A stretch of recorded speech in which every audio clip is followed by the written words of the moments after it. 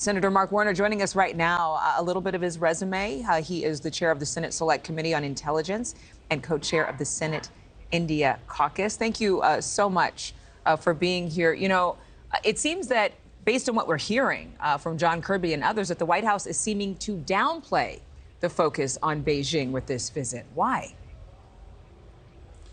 Well, we all know the challenges that the Communist Party and Xi Jinping's authoritarian leadership poses, not only in China, but in the region, in technology competition with us and with other democratic nations around the world. India is an emerging power. India is the 5th largest economy in the world. It will this year eclipse China as the most populous nation in the world. This bipartisan caucus, which John Cornyn and I had, 42 senators, both parties, we think we need stronger ties with India.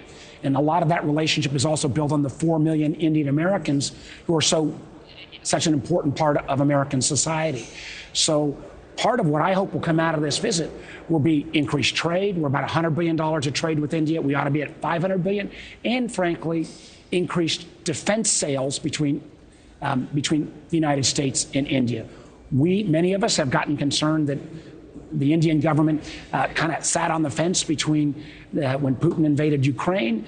A lot of that was due to the fact that Russia has been India's long-term, for the last 50 years, defense supplier of choice. I think it makes sense for India. It makes sense for us if we can become that defense supplier of choice for India. And I think there'll be some announcements out of this visit.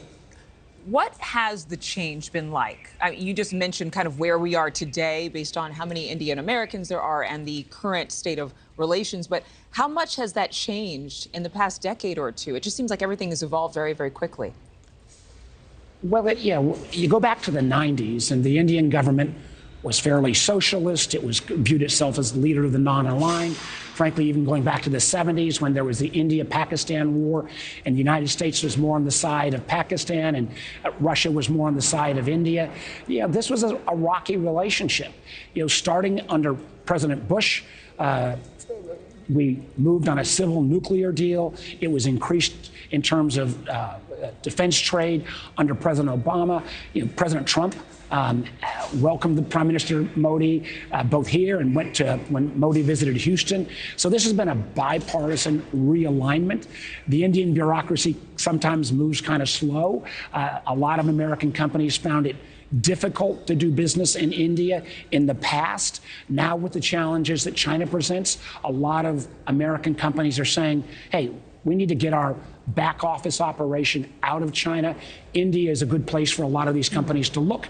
And I think, again, we always say we're the world's oldest democracy. India is the world's biggest democracy. We ought to be more closely aligned. And with this visit, with the announcement of the Quad a couple years back, India, Japan, Australia, and the U.S., we're making those steps, but we're reversing something that was literally 50 years in the making. Okay, let's get very specific, very clear for those watching, for the American public here. Sure. What can India do when it comes to deterring China from a defense perspective, from a technology perspective? Well, India and China already have huge numbers of troops massed on their border, which is mostly around the Himalayas, around Nepal, around the small country of Bhutan. There have even been border incursions back and forth. So a stronger India militarily is a bit of a counterbalance to China. In addition, as the Indian Navy increases its strength, you see China not only moving in the South China Seas, but moving into the Indian Ocean. India having a greater presence there is important. India becoming an easier place to do business in. We'd love to move a lot of those jobs that were in China back to the U.S., and that's why we did the semiconductor, the so-called CHIPS bill. It's why we've moved forward on a lot of the advanced energy projects.